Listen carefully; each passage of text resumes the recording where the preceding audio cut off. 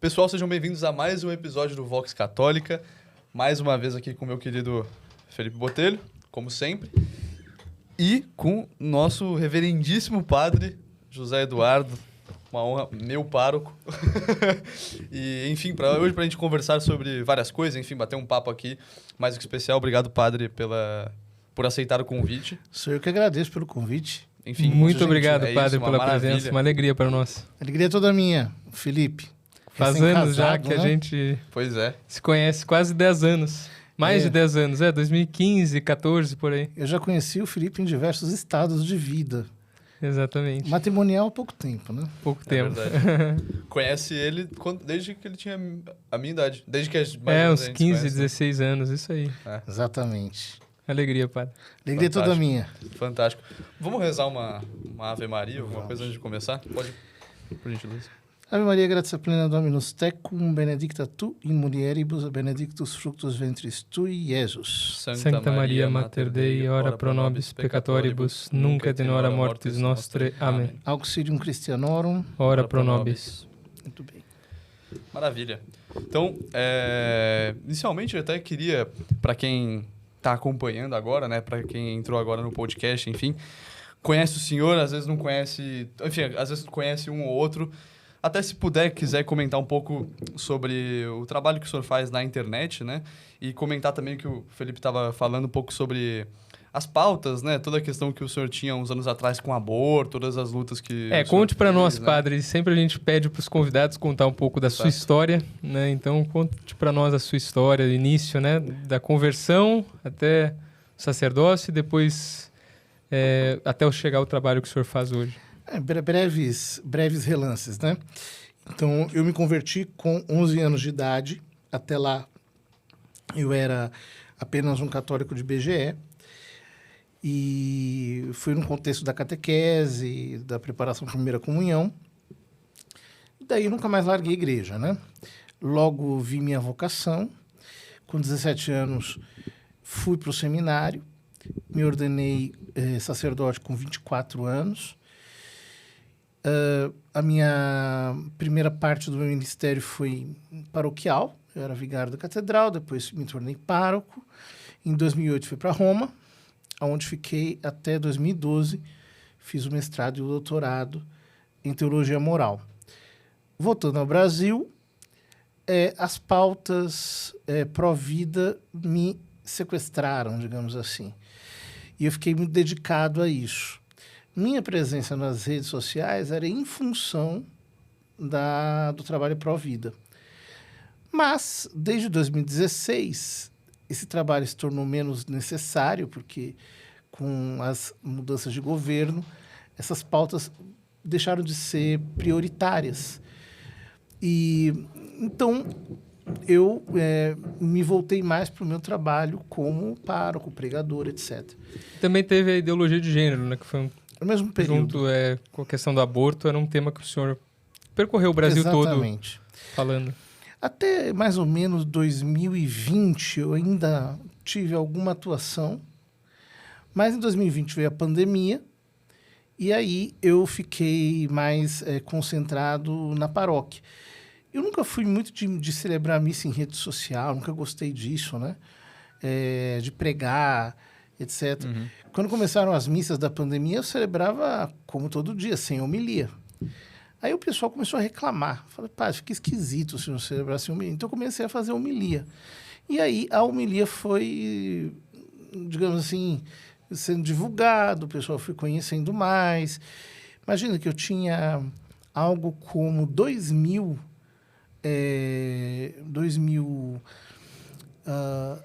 seguidores no YouTube, chama-se seguidores, nem sei como é que chama-se isso. Inscritos, né? Inscritos, exatamente. Eu tinha 2.000 inscritos, hoje eu tenho 150 praticamente, né? 150 mil.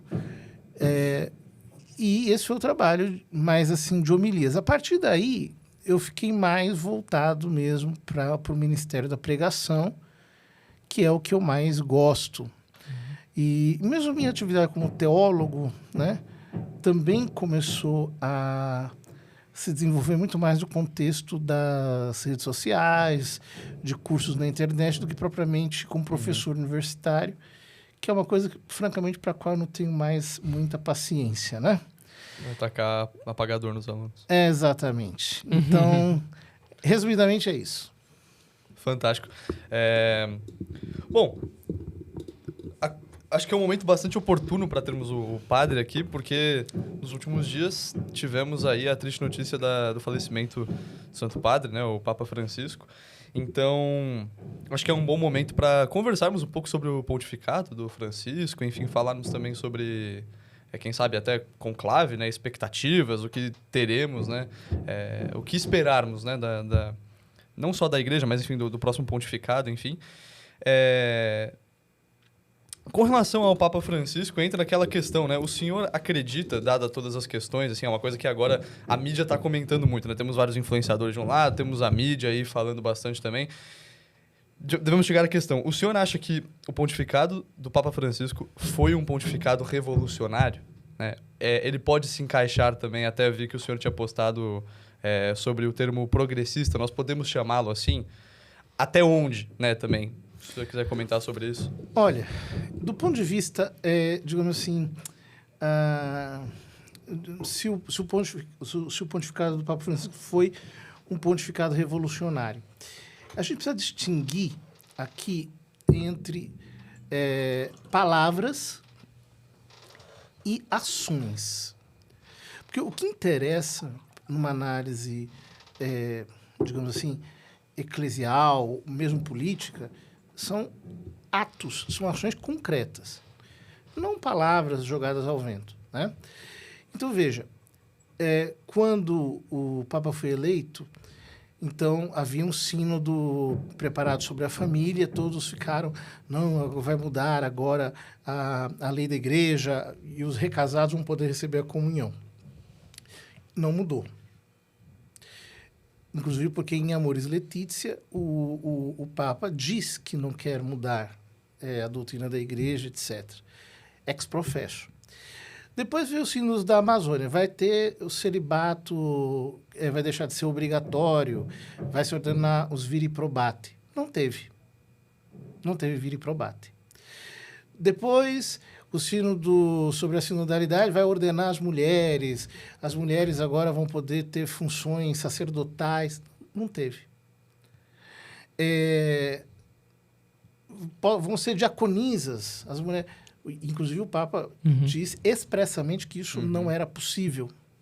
Ele disse que o sacerdócio não tem como discutir, e o diaconato também disse que é impossível, que os estudiosos mesmos já chegaram à conclusão que não tem uma conclusão plausível sobre o assunto. Portanto, do ponto de vista de mudanças reais, não aconteceu nada. A igreja está tal qual o Bento XVI a deixou. Agora, se nós falarmos do ponto de vista de discursos, de posições retóricas, aí tudo bem, a gente pode falar. O magistério do Papa Francisco tocou em temas que são mais, digamos assim, caros ao progressismo, né? Então, a questão ambiental ou a questão de inclusão de pessoas homossexuais.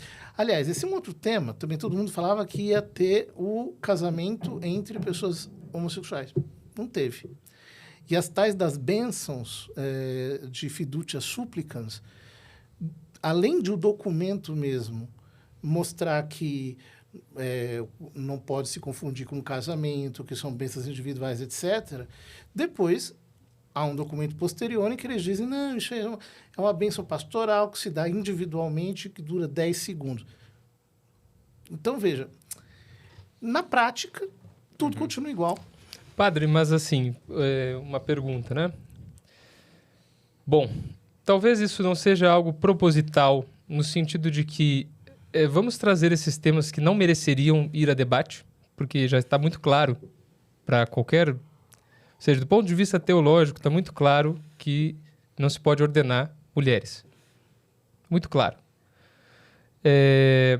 A questão do casamento, mais ainda porque, enfim, faz parte da constituição da natureza humana tal como Deus a criou. É uma coisa de lei natural. Não se trata nem de não há abertura. Por que trazer à baila tudo isso? Porque às vezes parece que é aquela coisa revolucionária de vamos abrir mais aqui para o debate, e eles vão tomando terreno, o progressismo vai ganhando... Porque assim, ao mesmo tempo em que, de fato, não teve mudanças práticas sobre algumas coisas, não tudo, né? Mas ao mesmo tempo que tem sacerdotes hoje no mundo que dão bênção para casais homossexuais simulando o sacramento. Já faziam antes. E agora o fazem contra a norma. E eu digo mais... Amigos do Papa, inclusive, como o padre James lá, pois é. jesuíta. Pois é. A metodologia de trabalho do Papa Francisco pode ser questionada. Ele nunca a quis impor como se fosse um dogma ou como se fosse uma coisa indiscutível. E qual que é essa metodologia? É a seguinte, a doutrina diz isso, ok.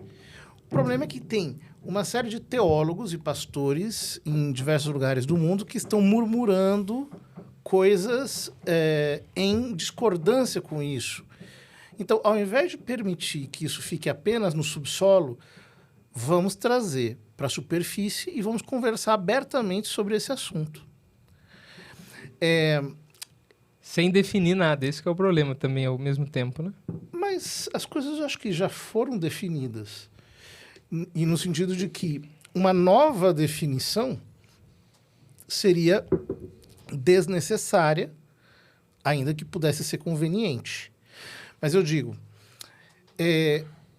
você tem uma metodologia de trabalho que quer que todas as discussões venham para a superfície. Veja, de certo modo, isso é, por exemplo, o contrário do que a gente tem, digamos assim, no Brasil. No Brasil, hoje, você não pode opinar sobre nada. Você tem que... Se você não falar exatamente aquilo que vem na cartilha do establishment, Sim. você é censurado. Você tem censura, né? No sentido de que nem todas as opiniões são aceitas. Claro, sim. Então, tem episódios de crime de opinião, coisas assim. Muitas vezes em nome da democracia, né? Em nome da democracia, etc. Então, o Papa Francisco, nesse sentido, é o oposto disso, né? Mas, repito, eu não acho que essa metodologia seja inquestionável. Ele também não achava, né? Porque às vezes me parece, padre, que seja a tentativa de impor, não por via de documentos claramente, mas deixar ambiguidade para colocar dentro da igreja uma praxis revolucionária. Ou seja, na prática, tem muitos sacerdotes que dão a comunhão para pessoas que estão em segunda união. Na prática, tem sacerdotes que dão as bênçãos a casais homossexuais e tudo isso legitimado em nome das ambiguidades de falas do Papa. Só que você tem que entender o seguinte, as ambiguidades, no caso da doutrina da igreja, elas sempre devem ser interpretadas de acordo com o ensino precedente. Uma lei nova sempre deve ser interpretada segundo a lei antiga. Essa é a hermenêutica obrigatória. Não é a hermenêutica, digamos assim, facultativa. Podemos ser assim. Não, a hermenêutica correta é essa. A lei nova tem que ser interpretada de acordo com a antiga. Agora, você diz, tem padres que dão a comunhão para casais recasados, etc., por causa da ambiguidade em Amoris Laetitia. Veja, já davam antes. As bênçãos de pares homossexuais já estavam sendo dadas antes, na Alemanha, na França, na Bélgica, em diversos lugares.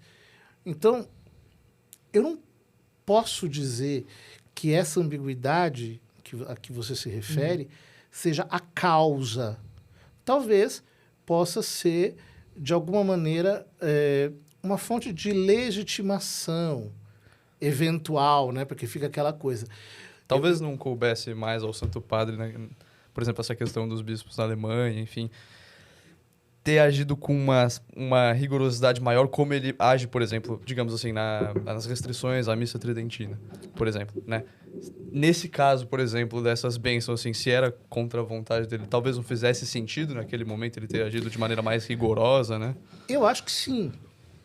Eu acho que é aquilo que competiria num estado de, digamos, normalidade. Ainda que fosse desnecessário, não seria conveniente, eu digo, né? Exato.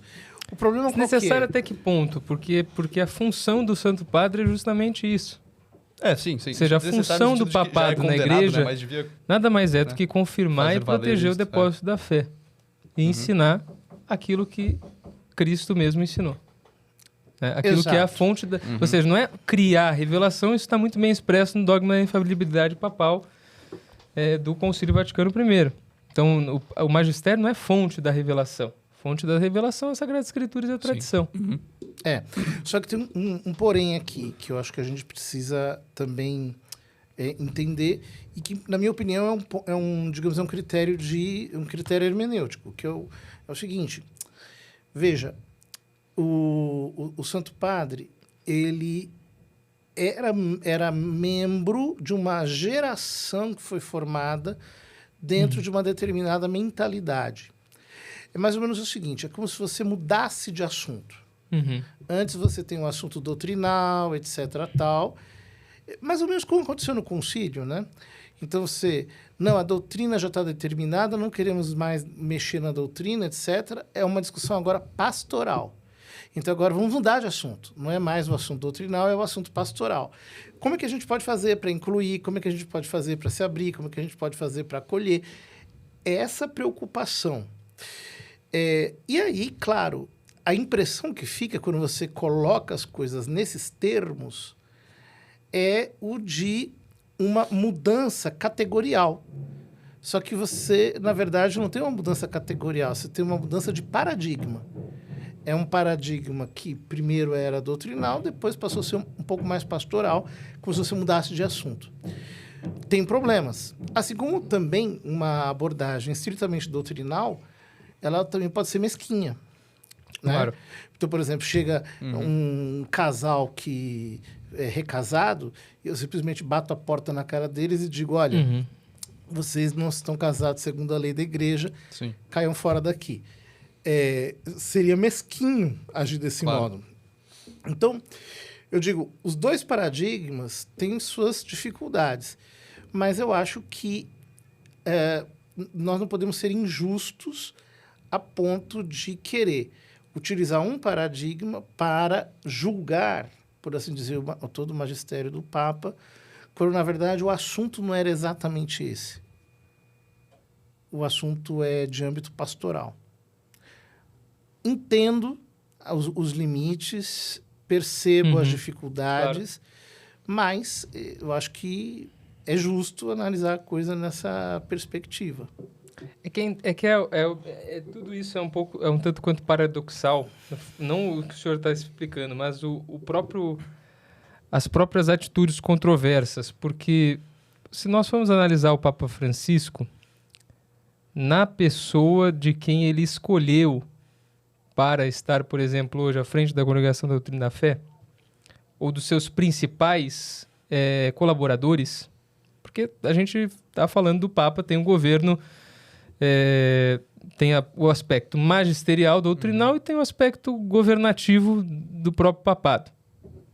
Então, ou seja, é um tanto quanto problemático. É difícil não pensar que não tenha uma mentalidade revolucionária no Papa pela escolha daquele que ele escolheu para estar lá. Bom, a mentalidade... Porque fica difícil, porque parece que a gente não... Eu entendo que a benevolência hermenêutica é importante, né? No que concerne aos textos magisteriais, estritamente falando. Isso sim. E as ações também. Textos e ações. E só que, realmente, assim, quando a gente vê a pessoa do Papa, né, é difícil não pensar que tenha, ou seja, um aspecto progressista muito forte e revolucionário. Pois é. O Em problema atitudes é que julgar a mentalidade é complexo, né? Por exemplo, nós podemos ter pessoas que têm uma mentalidade revolucionária, mas que, por algum motivo, essa mentalidade não consiga ser exercida. E a própria pessoa percebe que não, que tem limites. Quer dizer. Então, a mentalidade é uma coisa. Agora, quando nós passamos para as palavras e para as ações, é aí que nós precisamos ver.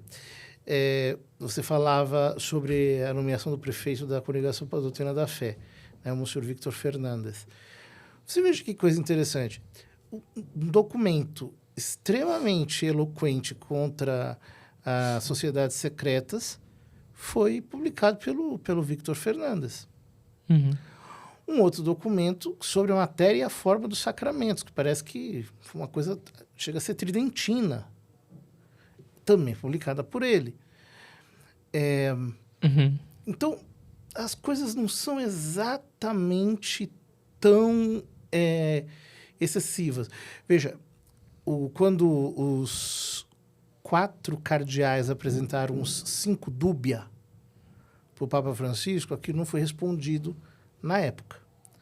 Mas se você pegar a introdução de Fiducia Supplicans, os 5 dúbia estão respondidos ali. É uma coisa impressionante.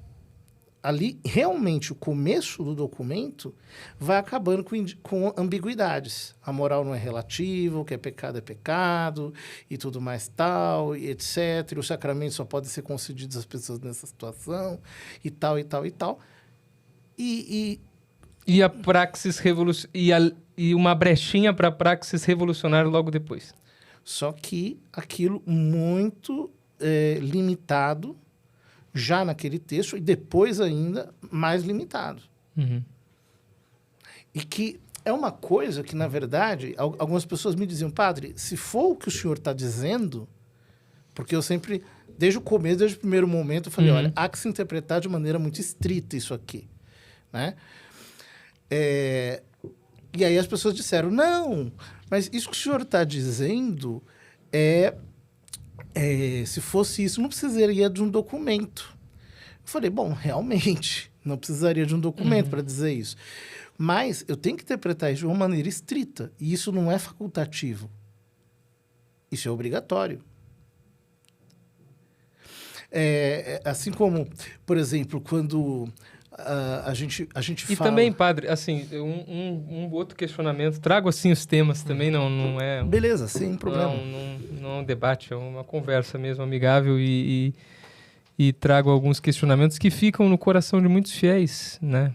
É simples mesmo, que às vezes escandalizaram com atos, com palavras, e também mais ainda pela promoção e distorção que a mídia muitas vezes também fazia dessas mesmas palavras. Uhum. Então isso também existiu. Ao mesmo tempo, a gente vê, assim,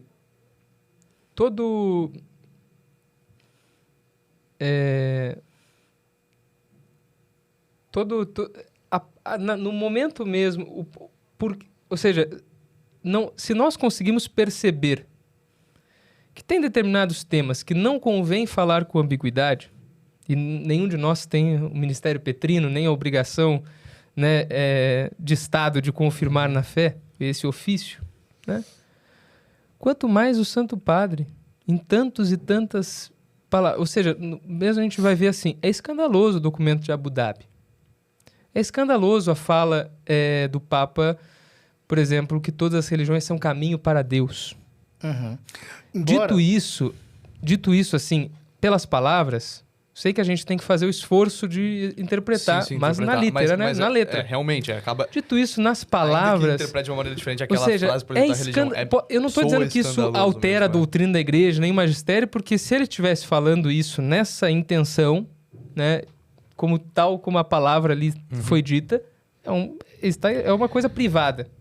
Eu concordo. Não autor, mas veja, se nós conseguimos perceber... Eu jamais vi o senhor falando em nenhuma entrevista que o senhor deu que todas as religiões levam para Deus. Não, de fato, eu não acredito nisso. Só que o que acontece, né? Aqui eu acho que a gente... É o mesmo problema do Vaticano II, na minha opinião. Ou seja, o Papa, ele exerce o magistério dele ad intra. Agora, ou seja, para os membros da igreja. Agora, ele não é só, digamos, o cabeça da igreja para os fiéis. Ele também é representante do Estado do Vaticano. Do Estado e da religião católica.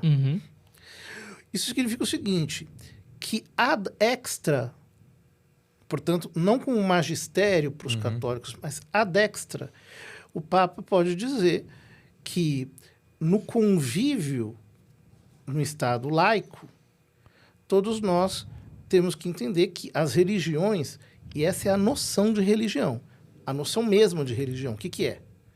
Religare. Religar com quem? Com Deus. O divino. Com o divino, sim. Então, um transcendente. As religiões tentam ser um caminho para Deus. Elas se comportam assim, elas se entendem assim. Então, nesse contexto externo, então nós temos que nos respeitar, conviver, etc, etc. Só que isso aqui não é doutrina catequética para ser ensinada para os católicos. Ele está falando para uma sociedade laica e pluralista. Claro. Mas é que ele não usa a palavra tentam, né?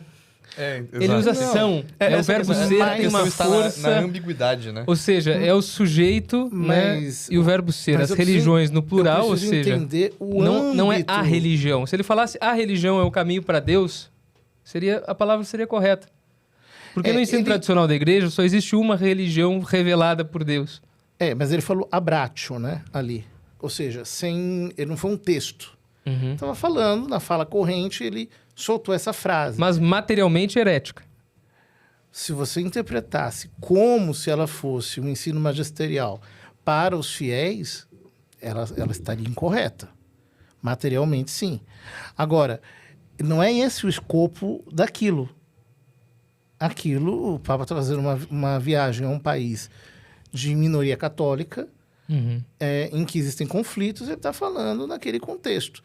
Mais ou menos o problema dos documentos do Concílio Vaticano II. Então, você tem constituições, que essas constituições são documentos autoritativos para a igreja. Depois você tem um imenso número de decretos. Decreto não tem um valor doutrinal igual ao de uma Constituição. E depois você tem declarações. Declarações, como a Nostra Aetate, por exemplo. Que a igreja faz diante da sociedade, diante dos estados. Eu não posso... Colocar tudo no mesmo peso... No mesmo nível. De valor de magistério. Exatamente. E quando você tem um interlocutor diferente, você tem que interpretar aquilo dentro do contexto próprio. Então, essa fala, ela tem que ser entendida assim. Existem outros momentos, eu me lembro que depois que aconteceu a conferência de Abu Dhabi, o Dom Atanásio Schneider, ele se escandalizou e ele escreveu ao Papa. Ele que está num país de maioria muçulmana. Exatamente. Ele se escandalizou e disse, Santo Padre, nós não podemos relativizar o fato de que Jesus é o único Salvador. Né? E aí o Santo Padre, depois de uma semana, fez uma catequese falando sobre a unicidade da salvação em Jesus Cristo, como Jesus Cristo é o único Salvador, e mandou para ele. Ali ele estava falando como mestre, pastor da igreja. Em Abu Dhabi, como um líder de uma religião monoteísta, que está conversando com o outro, e dentro desse contexto nós precisamos ter uma certa convivência harmônica. É assim que se entende. Veja, Bento XVI, quando fez a oração de Assis... Eu entendo isso, padre, a distinção. Eu só realmente não sei... João Paulo II? Eu só realmente Bento não XVI, sei se isso... Ou seja, se isso realmente estava presente na mentalidade do Papa Francisco quando ele falava essas coisas. Não sei.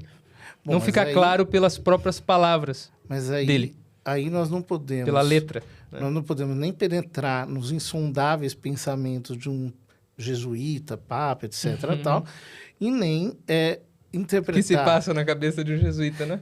É nem- o maior mistério da igreja. E nem lidar com as palavras como se elas estivessem sendo ditas no mesmo gênero literário que seria de uma catequese, de um ensino. Claro, pros fiéis. claro. Tem Mas- pesos diferentes. É claro que na bagunça toda, o pessoal pega a frase, o Papa disse que todas as religiões são caminho para Deus. Pá! Né? Dá uma baita de uma Mas manchete. então, né? E não tem uma preocupação do Vaticano em responder de modo taxativo isso, dessa maneira. Porque se a própria sala de imprensa do Vaticano respondesse de forma clara, taxativa, isso mesmo que o senhor está falando, não haveria discussão para nós. Mas você entenda que ele mesmo nesse contexto interno do magistério para os fiéis, já falou muitas vezes o contrário disso.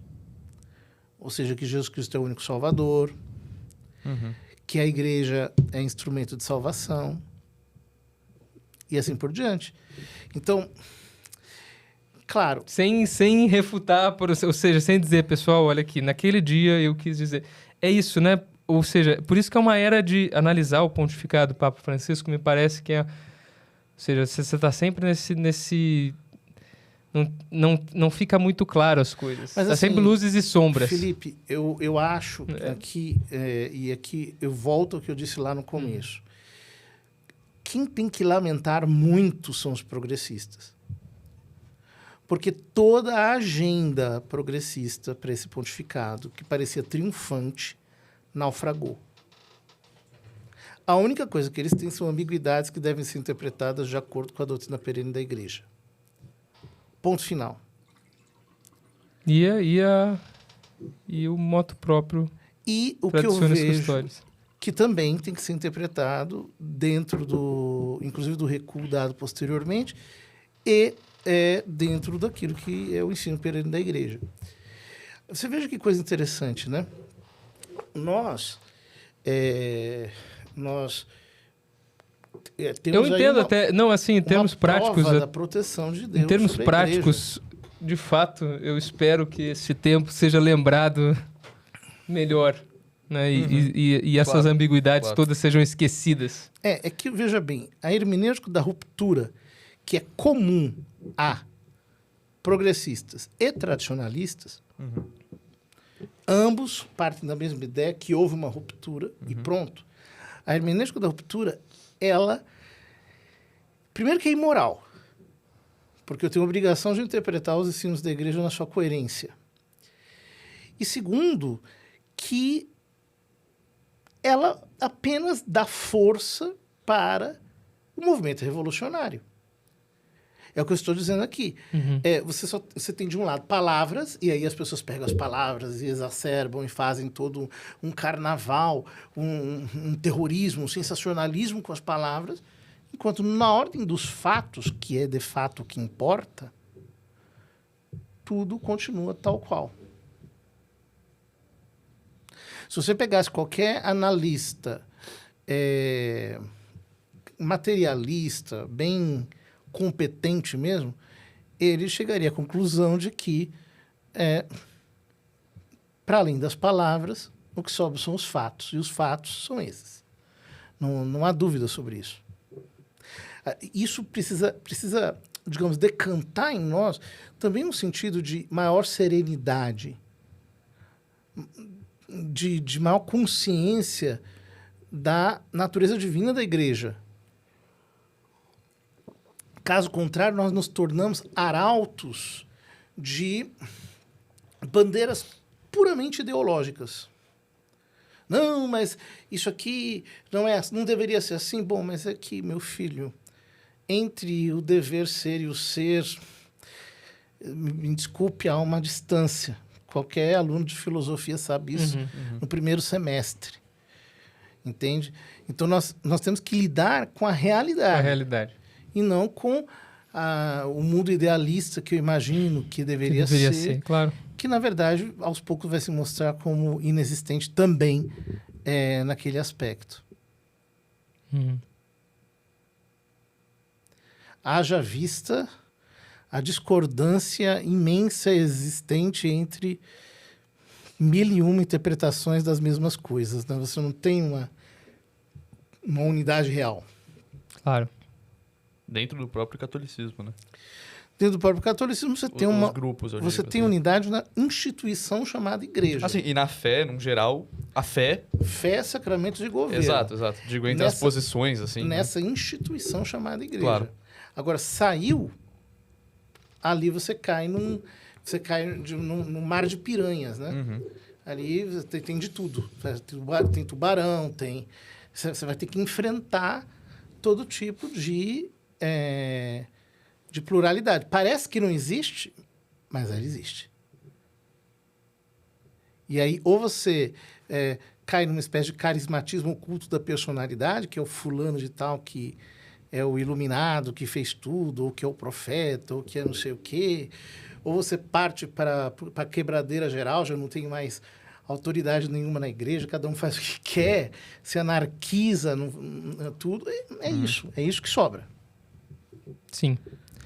Padre, assim, por outro lado, voltando ao tema e que a gente comentou rapidamente do concílio, que é um tema que também, né, existe o debate, e sempre existiu, e eu creio que vai persistir esse debate, né, até um esclarecimento maior de todas essas questões que devem ir parte de Roma, né?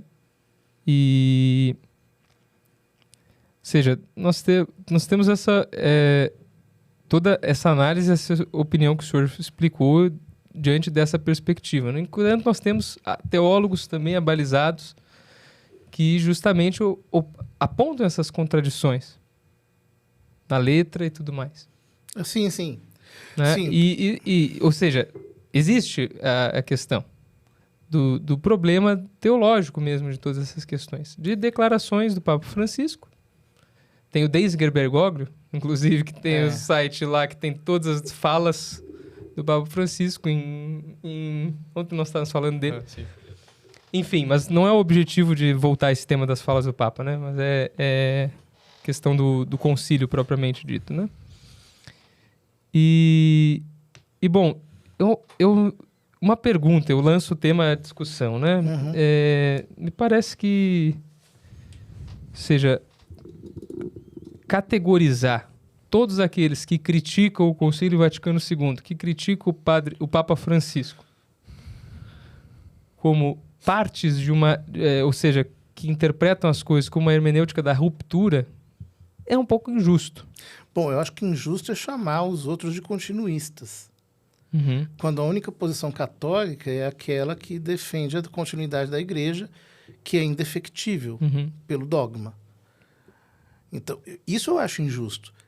Agora, a quem diz que a igreja teve uma ruptura doutrinal,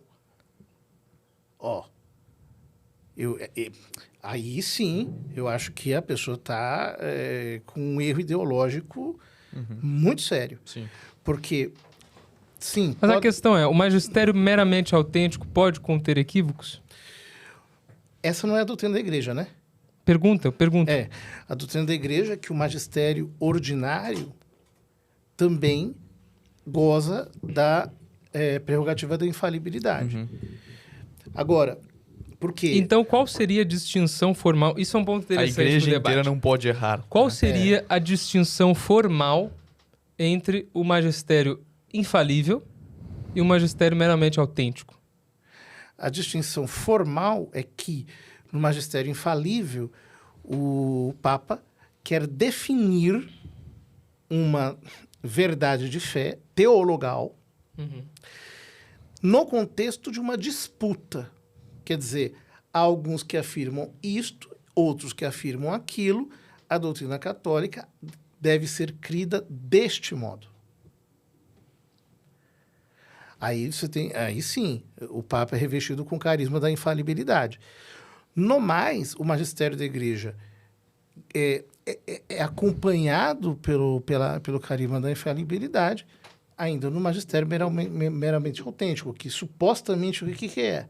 É a repetição da mesma doutrina organicamente compreendida. Então, por isso que existe o princípio de que eu tenho que interpretar necessariamente as falas que são aparentemente contraditórias numa hermenêutica comum. Agora, isso não é uma ideologia, isso não é continuismo, isso é um modo católico de proceder.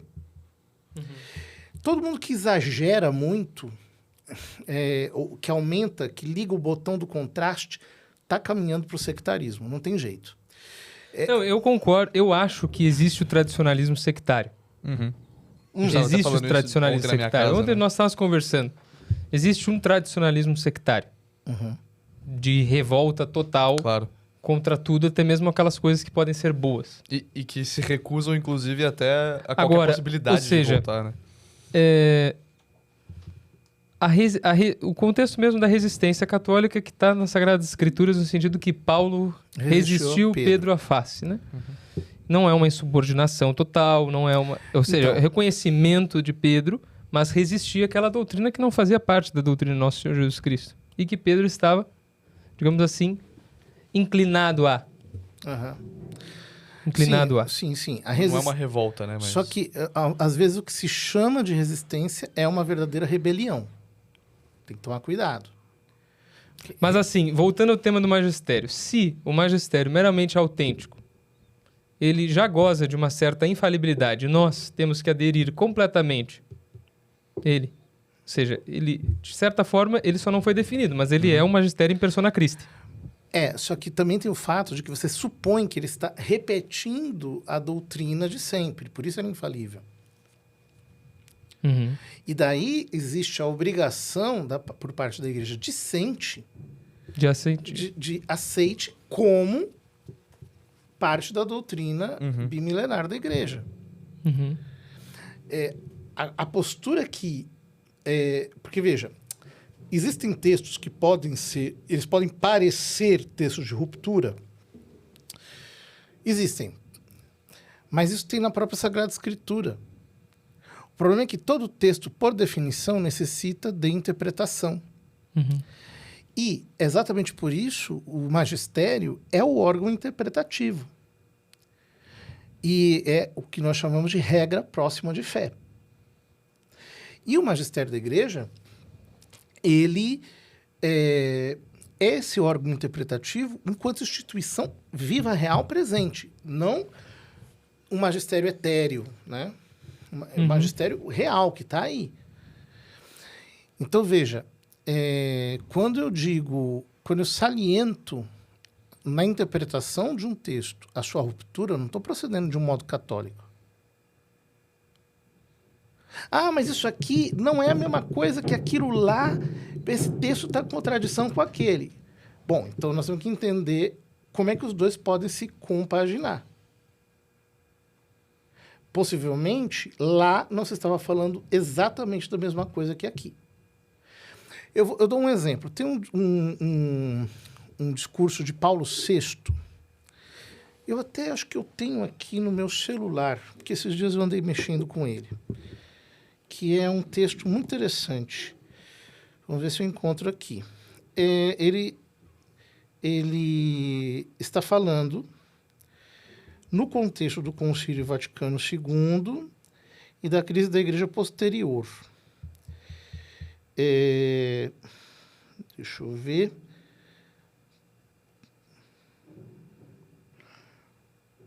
Está aqui, 68. 25 de abril de 68. Olha o que ele diz. Depois do concílio, a igreja viveu e ainda vive um grande e magnífico despertar, etc. Mas a igreja também sofreu e ainda sofre por um turbilhão de ideias e fatos que certamente não estão de acordo com o bom espírito e não prometem a renovação vital que o concílio prometeu e promoveu.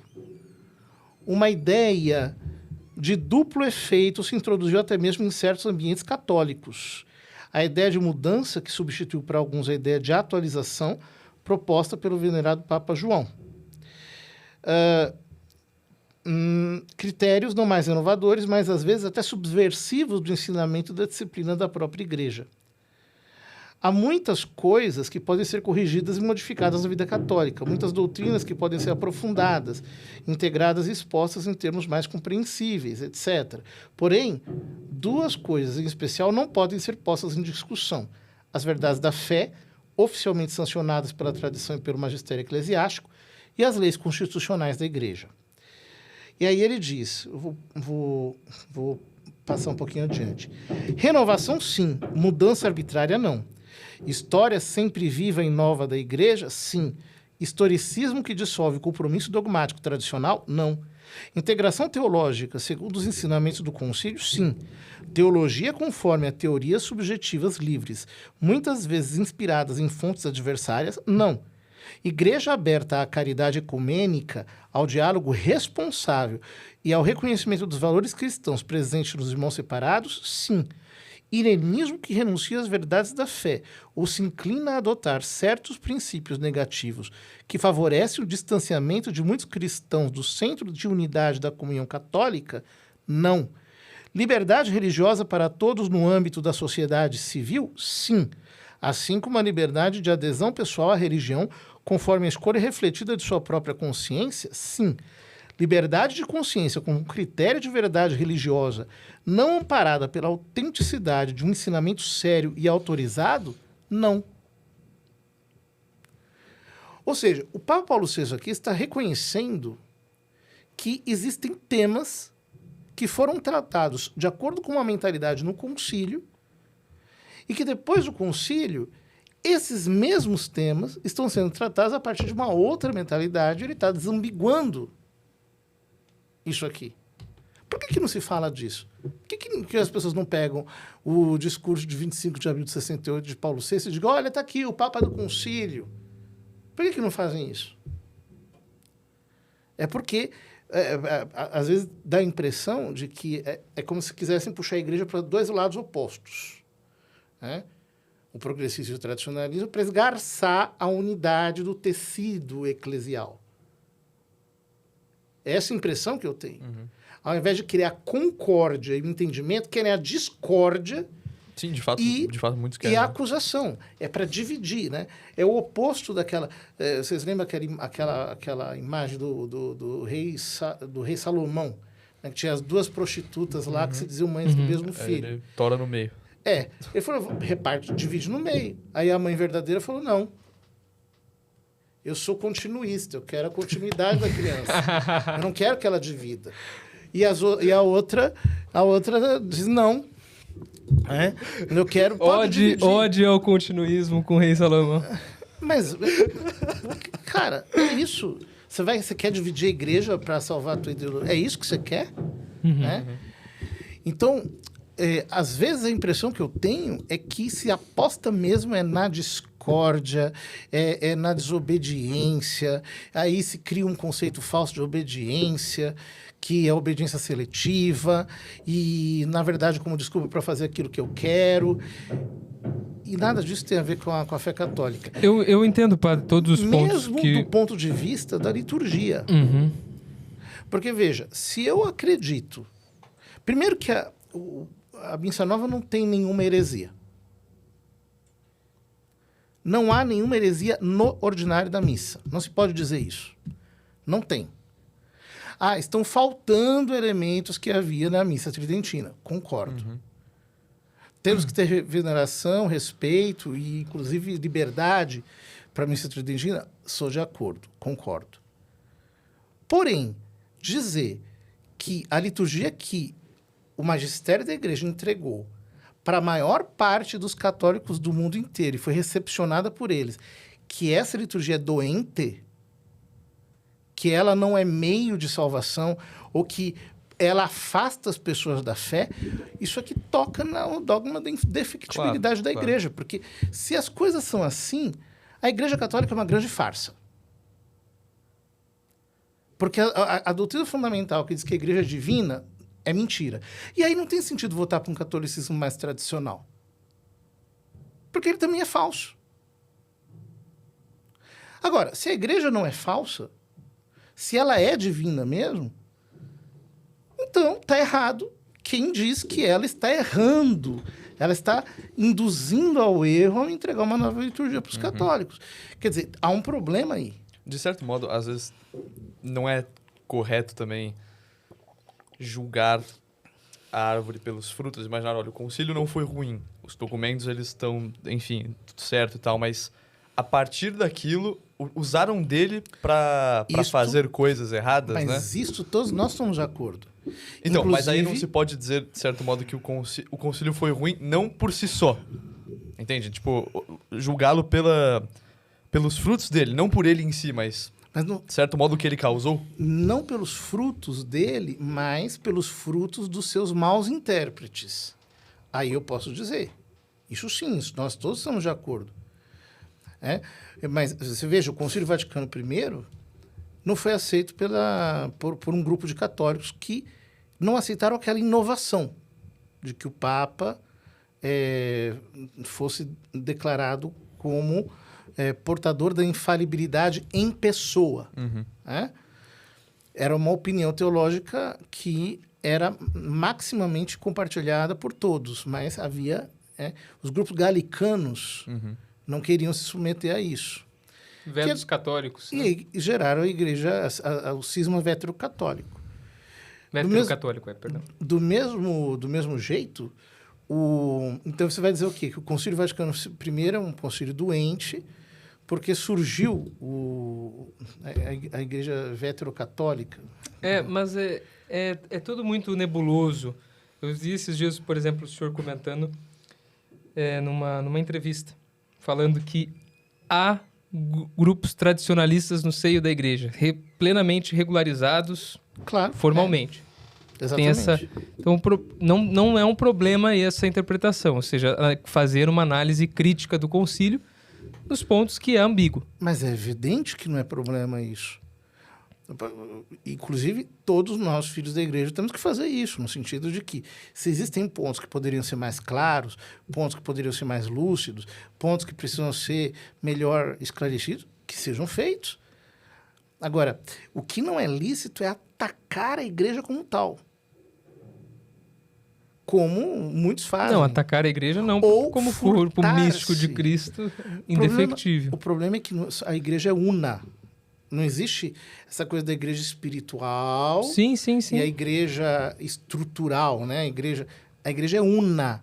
O dogma da unidade da igreja requer a nossa sujeição à igreja real, a igreja que está aí. É que, claro, partindo desse pressuposto, padre, que é um tema questionável, porque o próprio magistério infalível da igreja não se pronunciou sobre o tema da questão enfim, do magistério mesmo, meramente autêntico, participar dessa infalibilidade. Tem as análises teológicas que os teólogos podem fazer, como muitos fizeram no contexto pós-Concílio Vaticano I. Nós temos tratados teológicos pós-Concílio Vaticano I que, sim, vão estudar a questão da infalibilidade papal e vão afirmar que o magistério meramente autêntico do Sumo Pontífice também goza dessa infalibilidade, que não é a letra propriamente do texto do dogma da infalibilidade do Papa. Exato. Existe essa distinção também. Mas também... Não existe, por parte do ensino oficial da igreja dogmático, uma definição sobre a adesão ao magistério meramente autêntico. O problema é que ele não possa cometer equívocos. Equívocos é uma coisa. Ensinar o erro, quer dizer, ensinar do ponto de vista de afastar a pessoa da salvação, uma verdade antiteologal, digamos assim, isso seria incompatível com o ofício petrino. Você está querendo dizer que a igreja induz as pessoas ao erro. Não tem sentido. Porque a gente não pode esquecer o seguinte, que o dogma da infalibilidade papal é a impersonificação do Papa na pessoa da igreja. Que a igreja como tal é infalível. O dogma da infalibilidade da igreja é a matriz para o dogma da infalibilidade papal. Então, se eu olho para a igreja na sua totalidade e digo que a igreja está induzindo, está ensinando a heresia, utiliza-se um pouco, por exemplo, de comparativos históricos com a crise ariana, para dizer, olha, houve um período na história em que a maior parte da igreja, digamos assim, apostatou, né? A hipérbole de São Jerônimo no tratado dele contra os luciferianos, que é da onde sai, né, essa percepção, não pode dar respaldo a esse tipo de compreensão. O que aconteceu na crise ariana foi uma crise, uma confusão dos diabos, que ninguém estava se entendendo direito e havia profissões de fé que eram semi-arianas, compromissos e tudo mais, e posicionar-se naquela confusão se tornou difícil, né? O Papa Libério, ele é o primeiro Papa que não foi canonizado dentro da história dos primeiros Papas, mas justamente por isso, porque ele não soube se orientar. Mas os historiadores, há uma discordância entre eles, mas dizem que ele não caiu em heresia, ele ficou numa posição meio abstencionista. Então, esse é um tema interessante. O Papa pode cair em heresia? Pode, A doutrina católica diz que pode, senão ele é o quê? Um autômato. Não é a hipótese do Espírito Santo. Ele pode. Mas o problema é o que fazer com isso, né? Então, mas o Papa que cai em heresia e ensina uma doutrina que não é magistério, porque não pode ser, de fato, aquela heresia se ele ensina aquela heresia que ele professa, isso não é magistério. Sim, só que, veja bem, a gente tem que entender heresia aqui não como heresia material, né? Ou por exemplo, uma pessoa que querendo ensinar a verdade, sem querer ensina o erro. Porque qualquer um de nós já disse alguma heresia ao longo da vida. Uhum. Sim, sim. Mas sem vontade, sem ânimos heréticos, digamos aqui. Assim, não era uma heresia formal, né? Exatamente. Só que, nesse caso, não basta ser uma heresia formal. Ela também tem que ser, uma heresia pública. E ela tem que ser um delito canônico público. O senhor diz para que ele não para que seja impossível. Para que ele seja herege, de fato. Porque, veja bem, uma coisa é o pecado de heresia. Pessoal. Outra coisa é o delito de heresia. De heresia, claro. O delito de heresia, como qualquer delito canônico, ele necessita de advertência. E pena e punição. Só que como o Papa digamos assim, sobre quem vai julgar o Papa. Exato. Então, o que acontece? Quando alguém faz uma advertência, e é possível fazer uma advertência ao Romano Pontífice. Advertência filial, né? Olha, isto aqui está com um sabor tal, talvez não seja isso. Que poderia ser o que os 5 bispos fizeram com os dúbia. Exatamente. Depois, os dúbia foram respondidos, por incrível que pareça, no começo de Fiducia Súplicas. Respondidos assim, não formalmente. Mas estão lá. Certo. Mas a resposta está lá. Sim. Então, e depois, na própria Amoris Laetitia, de certo modo, ele já disse que não quer mudar nada, que não tem pretensão de mudar doutrina nenhuma. Aliás, antes de Amoris Laetitia ser publicada, todos os bispos receberam um comunicado da Secretaria-Geral do Sínodo dos Bispos. E, inclusive, como eu ia dar entrevista sobre o assunto, como eu ia falar, me transmitiram também. E ali estava dito, olha, o escopo do documento é muito modesto, não é mudar nada do ponto de vista canônico, nem do ponto de vista doutrinal, não, mas é apenas uma orientação pastoral, etc, etc, etc. É o que estava dito lá, né? Então, veja, de certo modo, até ali já estava um pouco antecipada a resposta. Então, às vezes em que o Santo Padre foi advertido, ele respondeu. Do Atanásio, quando ele falou com o Papa sobre a questão de que ele disse que é vontade de Deus que existam várias religiões, em Abu Dhabi, né? Aí o Papa falou, é vontade permissiva. Deus permite que... Ele explicou. Então, quer dizer... Ele podia muito ter usado essa palavra, né? Podia ter usado no documento essa palavra, mas difícil não pensar que isso não seja em si mesmo a praxis revolucionária da ambiguidade. Porque Nosso Senhor no Evangelho, ele diz uma coisa para os apóstolos, que é interessante. Que o teu sim seja sim, que o teu não seja não. Tudo que vem além disso é do maligno. Certo. O Senhor fala isso claramente. Só que aqui nós precisamos nos ater aos significados canônicos, né? Se você é advertido e você esclarece, não há pena que você não pode... Claro, não, longe de mim. Não estou acusando o Papa Francisco de ser herege. Não tem esse poder. Há quem o acuse. Não tem esse poder de decretar que o Papa é herege. Muito pelo contrário. Se o fizerem, serão seus sucessores. Aí. Mas há quem o acuse. Então, do ponto de vista canônico, que é o ponto de vista que interessa para essa questão, uma vez advertido... Não sou o Santo Ofício para fazer isso. Nem o Santo Ofício poderia fazer. Claro. Não, posterior, né? Os papas posteriores. Então, veja que você teve, ao longo da história da Igreja, alguns papas que tinham ideias que não eram muito claras. Tem a famosa história de São Roberto Bellarmino, que o Papa queria definir o dogma da predestinação. São Roberto Bellarmino falou para ele, não faça isso, Santo Padre. É o tema mais complexo da teologia. Ele falou acho que 4 ou 5 vezes e o Papa continuou firme no propósito de fazer uma declaração dogmática. Até o ponto que São Roberto Bellarmino falou, falou para o secretário dele, eu não vou falar mais nada. O secretário falou, por quê? Ele vai morrer dia tal. E aí, quando chega no dia tal, o Papa morreu, né? Então, veja, tinha ideias confusas. Por exemplo... João 22. João 22 é o típico caso. Papa Honório. Papa Honório também tinha ideias confusas. Então, isso pode acontecer. Papa Honório foi jogado no Rio Tibre, né? Depois da morte. Depois da morte. Então... Ele é Pachamama. Ele é a Pachamama. Pois é. Então, eu digo, as coisas não são tão claras assim, né? Então, eu acho que a gente faria um belo serviço à igreja se, ao invés de apostar na discórdia, nós apostássemos na concórdia. Porque, como diz, né, como diz a tradição da igreja, a heresia é um pecado contra a fé, mas o cisma é um pecado contra a caridade. Então, ele rompe, né? Ainda que seja de maneira imperfeita. Como, por exemplo, de quem se furta a obediência da igreja, ainda que reconheça a legitimidade, que é uma coisa um pouco contraditória, na minha opinião. Uhum.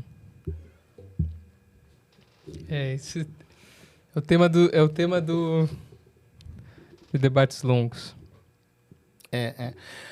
Mas eu repito, são todas questões que estão aí.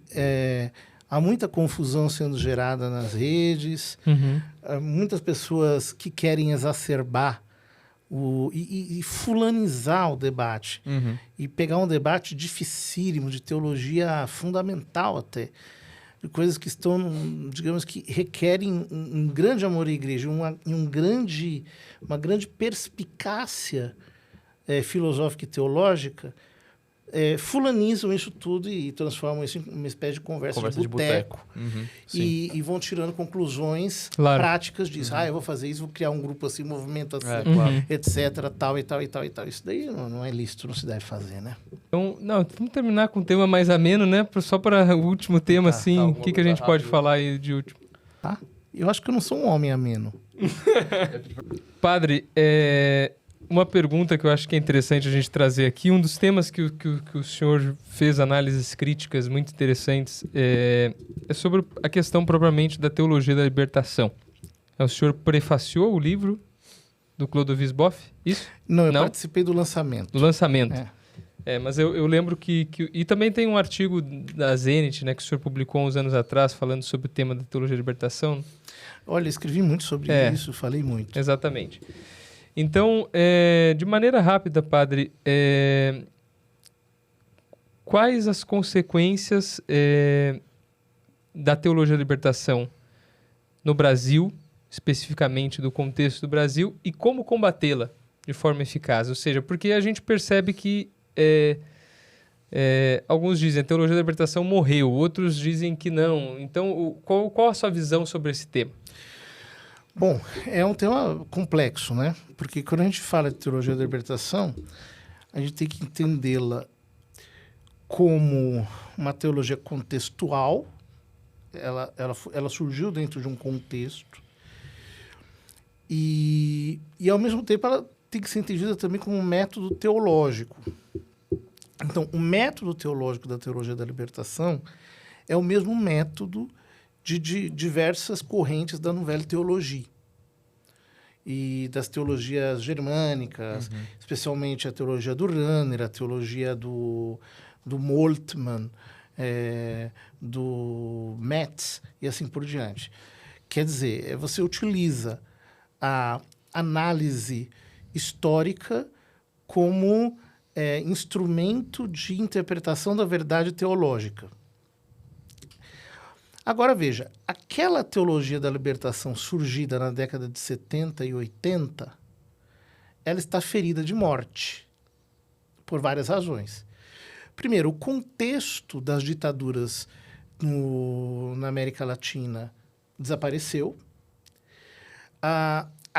Aqueles grupos que se opunham às ditaduras subiram ao poder, inclusive ajudados pelo discurso da teologia da libertação.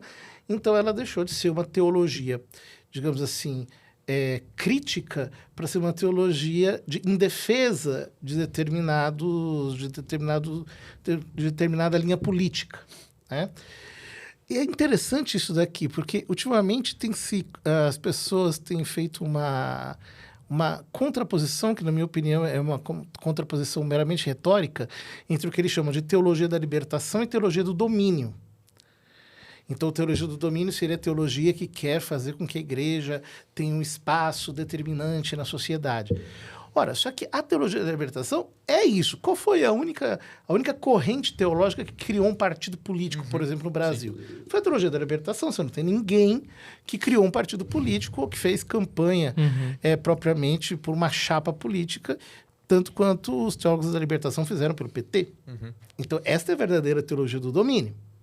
Se nós formos ser claros aqui com a questão. O problema é o seguinte: assim como a esquerda, a partir da década de 90, se reformulou para se tornar esquerda identitária, então a teologia da libertação também se tornou uma teologia identitária. Então, aquela teologia da libertação que falava do pobre, da classe operária, da classe trabalhadora, do retirante nordestino, etc., ela não fala mais disso. Essa aqui desapareceu. E o que surgiu depois disso foi uma teologia eco-identitária. Sim. E essa teologia eco-identitária, a gente pode dizer que ela é exatamente a mesma teologia da libertação? Eu acho que não dá para dizer isso. Mas o método teológico continua sendo o mesmo. Então, ao mesmo tempo, dá para dizer isso, entende? Há uma dialética aqui interna ao pensamento. Eu não acho que isso precisa... Veja bem, como combater a teologia da libertação, né?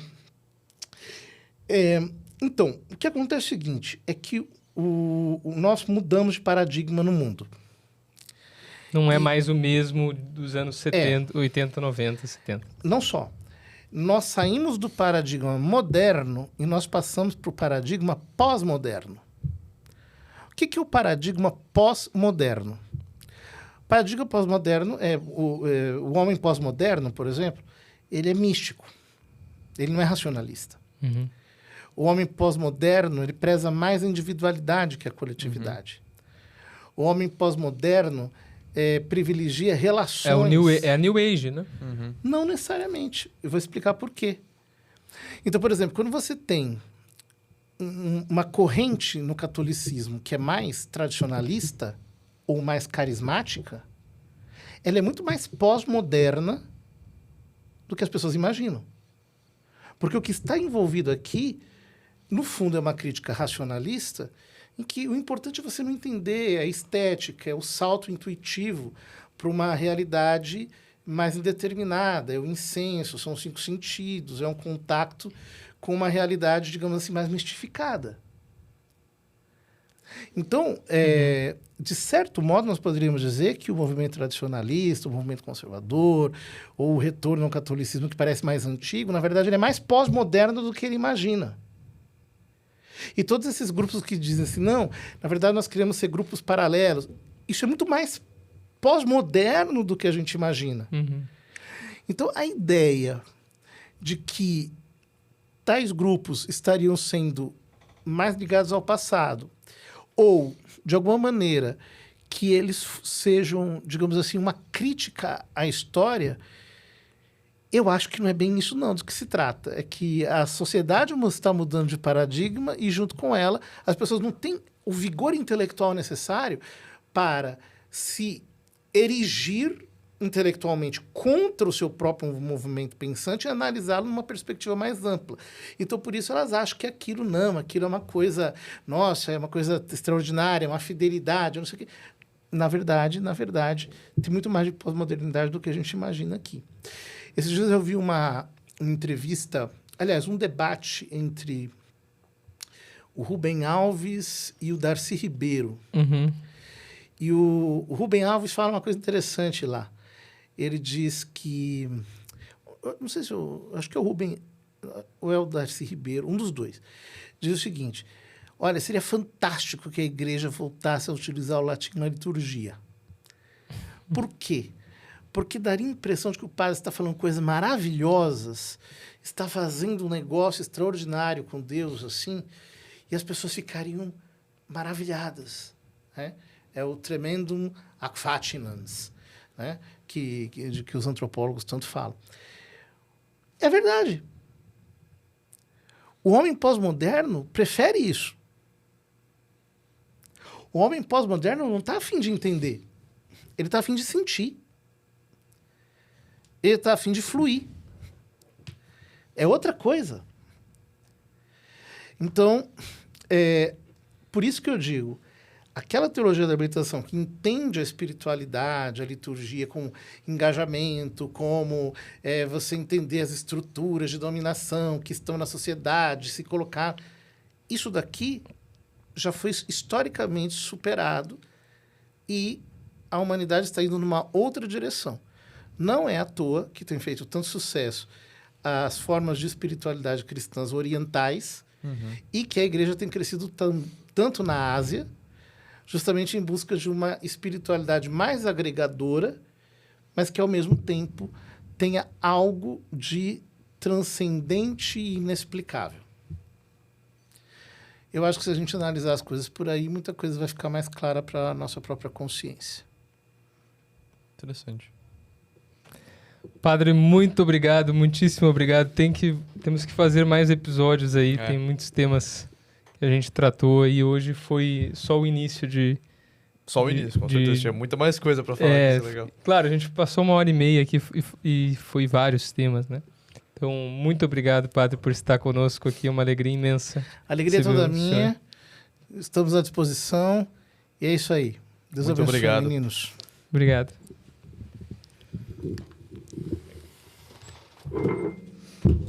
O senhor gostou, né? Ele gostou. Eu sei que o senhor gostou. Ah, Padre José Eduardo. Eu falei que ele ia gostar. É difícil me pegar.